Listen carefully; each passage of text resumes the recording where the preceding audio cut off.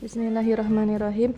Assalamualaikum warahmatullahi wabarakatuh. Bagaimana kabarnya hari ini? Alhamdulillah, luar biasa, dahsyat, Allahu Akbar.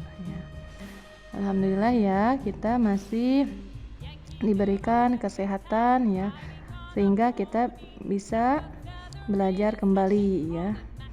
Nah, pada hari ini kita akan belajar pelajaran IPA ya. Nah, sebelum memulai pembelajaran, marilah kita berdoa terlebih dahulu ya. Yuk angkat kedua tangannya. Bismillahirrahmanirrahim. Allahumma aftah lana hikmataka wanshur alaina rahmataka min khazaini rahmatika ya arhamar rahimin. Amin ya rabbal alamin. Baik, pembelajaran hari ini ya, kita akan melanjutkan perkembangbiakan hewan ya. Perkembangbiakan makhluk hidup ya. Kemarin kita sudah belajar perkembangbiakan tumbuhan. Nah, dan hari ini kita akan belajar perkembangbiakan hewan. Nah, adapun perkembangbiakan hewan itu ya, ada perkembangbiakan hewan secara generatif dan perkembangbiakan hewan secara vegetatif. Nah, perkembangbiakan hewan secara generatif ya, ada ovipar, vivipar, ovovivipar. Adapun perkembangbiakan hewan secara vegetatif ada fragmentasi, tunas, dan amoeba. Baik, kita akan menjelaskan satu-satu ya. Perkembangbiakan hewan secara generatif.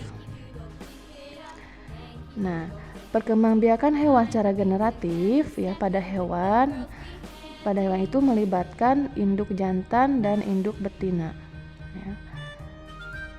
Kalau induk jantan pada hewan itu ya, sel kelaminnya itu sperma ya, dan induk betina yaitu sel telur. Nah, perkembangbiakan generatif ini akan menghasilkan satu keturunan ya, yang mempunyai sifat pencampuran dari kedua induknya. Dan induk betina dan induk jantan ya, sperma dan sel telur ya, ketika dibuahi itu akan terbentuk zigot. Kemudian akan tumbuh jadi embrio kemudian atau janin ya. Nah, zigot itu sel telur yang telah dibuahi ya dengan sperma. Nah, kemudian zigot akan tumbuh menjadi janin dan tumbuh menjadi anak ya, atau individu baru. Baik, perkembangbiakan hewan secara generatif itu ada berdasarkan caranya ya. Ada pembuahannya itu di luar tubuh atau fertilisasi eksternal ya. Dan ada pembuahan di dalam tubuh atau fertilisasi internal. Nah, pembuahan di luar tubuh atau fertilisasi eksternal, pembuahan terjadi karena penggabungan sel telur dan sperma di luar tubuh induknya ya. Contohnya pada ikan dan katak. Nah, di sana tuh ada gambar ya, ada telur dibuahi di luar tubuhnya. Nah, kalau pembuahan di dalam tubuh ya, fertilisasi internal, artinya itu penggabungan sel telur dan sel spermanya terjadi di dalam tubuh induknya ya. Nah, pembuahan di dalam tubuh itu terutama terjadi pada kelompok reptilia ya, atau hewan melata, unggas, dan mamalia ya, hewan menyusui. Nah, kemudian perkembangbiakan hewan berdasarkan tempat janinnya. Nah, tempat janinnya itu yang pertama ada ovipar, yaitu dengan bertelur. Kemudian ada juga vivipar, yaitu melahirkan, dan ada ovovivipar, hewan bertelur dan melahirkan. Nah, yang pertama ovipar, bertelur. Nah, pernahkah kalian melihat isi telur ayam? Ya, isi telur ayam itu merupakan hasil pembuahan ya antara sel kelamin betina dan sel kelamin jantan. Nah, ayam betina akan menghasilkan sel kelamin betina disebut sel telur. Ya, sedangkan ayam jantan akan menghasilkan sel kelamin jantan disebut sel sperma. Nah, kemudian pertemuan sel telur dan sel sperma terjadi melalui perkawinan antara hewan betina dan jantan. Setelah itu akan terbentuknya zigot. Nah, setelah ayam jantan membuahi sel telur, ya, saat sel telur masih ada di dalam tubuh ayam betina, nah kemudian zigot itu dilindungi oleh cangkang. Ya. Cangkang kemudian dikeluarkan dari tubuh induknya yang disebut telur, kemudian dierami sampai menetas. Ya. Jadi ovipar itu, embrio hewan ovipar itu tumbuh dan berkembang di dalam telur ya, yang dibungkus oleh cangkang. Di sana ada gambar, nah, di mana gambar satu itu kondisi embrio dalam 1 hari ya, embrio ayam itu dalam keadaan 1 hari. Kemudian setelah 6 hari, berarti ini kondisi setelah dierami ya. Setelah 6 hari itu sudah terbentuk ya. Terus setelah 8 hari juga sudah terbentuk mata ya, organ-organ tubuh lainnya. Sampai setelah 21 hari telur itu akan menetas. Jadi ovipar itu embrionya berkembang di dalam telur ya, yang dibungkus oleh cangkang. Adapun ciri-cirinya ya, ciri-ciri hewan ovipar. Yang pertama, janin tumbuh di luar tubuh induk betina ya, tetapi di dalam telur bercangkang. Kemudian janin memperoleh makanan dari cadangan makanan yang tersimpan dalam telur. Yang ketiga, janin tumbuh relatif cepat ya. Ini ayam sampai 21 hari ya, relatif cepat. Kemudian yang keempat, bentuk tubuh anak umumnya sama dengan bentuk tubuh induknya. Yang kelima, tidak mempunyai daun telinga. Yang keenam, tidak mempunyai kelenjar susu. Dan yang kedelapan, tidak menyusui anaknya. Contohnya itu unggas ya, ada bebek ya, angsa, kemudian ayam ya, dan jenis pisces atau ikan. Kemudian ada burung apes ya, ada kelompok insekta itu kupu-kupu ya, dan ada katak ya. Nah, itu berkembang biaknya secara ovipar ya. Kemudian perkembangbiakan hewan berdasarkan tempat pertumbuhan janin itu ada vivipar, itu melahirkan ya. Nah, vivipar embrio akan berada di dalam tubuh induknya sampai waktunya dilahirkan ya. Itu disebut vivipar. Nah, pada hewan yang melahirkan anak itu, nah, ketika sel telur dan sel sperma di dalam tubuh induknya ya, embrio akan berada di dalam tubuh induknya sampai waktunya dilahirkan ya. Jadi itu embrionya itu di dalam induknya sampai melahirkan. Hewan ciri-cirinya hewan vivipar itu, yang pertama, janin tumbuh di dalam rahim induk betina ya, selama masa kehamilan. Kemudian janin memperoleh makanan dari induknya dengan perantara tali pusat atau plasenta. Yang ketiga, pertumbuhan janin relatif lambat ya. Ada berjarak ya berapa bulan gitu ya. Kemudian 4, bentuk tubuh anak yang lahir sama dengan bentuk tubuh induk. Yang kelima, mempunyai daun telinga. Yang keenam, induk betina menyusui anaknya atau disebut mamalia ya. Contohnya itu nanti kelompok mamalia ya. Apa saja? Ada sapi, kuda, ada singa, gajah, kucing ya, dan yang lainnya. Nah, itu kelompok perkembangbiakan hewan secara vivipar, itu melahirkan. Selanjutnya ada kelompok hewan ovovivipar, melahirkan dan bertelur. Ovovivipar, embrio dibungkus oleh cangkang telur ya. Namun telur tidak akan dikeluarkan dari tubuh induknya sampai menetas.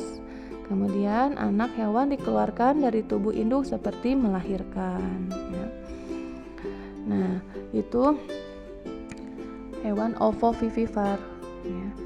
Jadi setelah terjadi pembuahan ya, kemudian telur itu terus berkembang di dalam induknya ya. Kalau tadi ovipar ya, yang bertelur itu kan di luar induknya. Nah, tetapi kalau ovovivipar di dalam tubuh induknya. Kemudian makanan yang dibutuhkan embrio itu tidak berasal dari induk, akan tetapi makanan berasal dari cadangan makanan yang terdapat di dalam telur. Nah, setelah tiba waktunya dilahirkan, anaknya akan keluar dari tubuh induknya ya. Jadi akan melahirkan gitu. Jadi contoh hewan ovovivipar itu paus ya, hiu, ya, ikan pari, buaya, dan beberapa jenis ular ya. Nah, tuh di sana ada gambar telur menetas dan keluar anak buaya. Itu perkembangbiakan hewan berdasarkan tempat janinnya ya. Nah, sekarang perkembangbiakan hewan secara vegetatif ya. Yang tadi secara generatif. Nah, sekarang vegetatif. Perkembangbiakan hewan secara vegetatif hanya melibatkan satu induk ya. Kalau generatif itu 2 induk ya, induk jantan dan induk betina. Nah, kalau vegetatif hanya satu induk. Kemudian perkembangbiakan vegetatif akan menghasilkan keturunan yang mirip dengan induknya. Kemudian perkembangbiakan vegetatif dialami oleh hewan tingkat rendah yang belum memiliki tulang belakang. Ya, jadi yang belum memiliki tulang belakang ya. Nah, perkembangbiakan hewan secara vegetatif itu contohnya itu ada fragmentasi. Ya, cacing contohnya fragmentasi itu planaria. Kemudian ada tunas, contohnya itu hidra, dan ada amuba ya, membelah diri. Yang pertama fragmentasi. Nah, fragmentasi adalah perkembangbiakan pada hewan dengan memotong bagian tubuhnya menjadi beberapa bagian. Kemudian potongan tubuhnya menjadi individu baru ya. Jadi fragmentasi itu perkembangbiakan hewan itu dengan memotong bagian tubuhnya ya. Nah, bagian potongan itu nanti akan tumbuh menjadi individu baru. Contohnya itu planaria ya, atau cacing pipih. Nah, cacing pipih ini bisa ditemukan di bawah bebatuan di sungai ya. Ukurannya sangat kecil. Nah, jika kita potong salah satu bagian tubuhnya, potongan tubuh itu akan tumbuh menjadi individu baru. Itu fragmentasi. Jadi ingat ya, kalau fragmentasi itu dengan memotong bagian tubuhnya ya. Kemudian yang kedua, tunas. Tunas akan tumbuh dan berkembang dari tubuh induk ya. Kemudian akan melepaskan diri dan menjadi individu baru. Nah, perkembangbiakan dengan cara pembentukan tunas antara lain terjadi pada hidra dan ubur-ubur. Nah, hidra itu merupakan hewan yang tidak bertulang belakang ya. Hidra hidupnya di air tawar. Nah, pada tubuh hidra dewasa itu nanti akan muncul tonjolan. Tonjolan tersebut itu akan tumbuh membesar. Nah, ketika setelah cukup besar, tonjolan itu akan menjadi akan terlepas dari tubuh induknya. Itu di sana tuh ada gambar ya. Di sana itu hidra yang sudah dewasa ya, yang sudah memiliki tonjolan itu tunas ya. Nah, itu nanti tunas itu akan terlepas dari tubuh induknya dan akan tumbuh menjadi individu baru. Nah, itu contohnya hidra ya, tunas itu. Selanjutnya yang terakhir yaitu membelah diri atau amuba. Perkembangbiakan amuba terjadi pada hewan bersel satu ya, seperti amuba, protozoa, paramecium, dan virus. Nah, secara umum perkembangbiakan vegetatif pada hewan bersel satu yaitu dengan cara membelah diri. Hewan bersel satu seperti amuba mempunyai inti sel. Nah, ini kalau amuba ini hewannya itu tidak bisa dilihat dengan kasat mata ya, harus menggunakan mikroskop alat tertentu ya, karena sangat kecil ya, hewan bersel satu itu sangat kecil ya. Nah, hewan bersel satu itu yang mempunyai inti sel. Nah, perkembangbiakan itu ketika inti sel itu membelah ya menjadi dua bagian. Nah, kemudian pembelahan itu akhirnya akan terbentuk dua sel amuba baru ya. Kedua amuba ini akan hidup mandiri dan akan membelah diri lagi. Jadi cirinya itu kalau amuba itu membelah diri ya. Nah, seperti kayak di gambar. Nah, ini inti selnya akan membelah menjadi dua bagian. Nah, ketika sudah menjadi dua bagian akan menjadi masing-masing ya, bagian ini akan menjadi terbentuk sel yang baru ya. Nah, itu amuba ya dengan membelah diri. Nah, perkembangbiakan hewan secara vegetatif ya, itu tadi ada 3 ya, fermentasi, tunas, dan amuba. Baik, pembelajaran IPA hari ini hanya ini ya, perkembangbiakan hewan secara generatif dan vegetatif ya. Jadi alhamdulillah perkembangbiakan hewan sudah selesai ya. Mudah-mudahan kalian bisa memahaminya dan bisa mendapatkan ilmu yang bermanfaat ya. Assalamualaikum warahmatullahi wabarakatuh.